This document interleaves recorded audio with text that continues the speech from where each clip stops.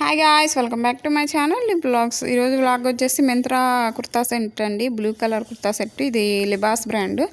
ఇది నా బర్త్డే కోసం అనేసి తీసుకున్నానండి. ఇది 1500 కాస్ట్ పెట్టి నేను తీసుకున్నాను. అన్బాక్సింగ్ చేస్తున్నాను చూడండి. చాలా అంటే చాలా బాగుంది క్వాలిటీ వైజ్గా. నేను వేసుకుంటే కరెక్ట్గా సెట్ అయిందండి.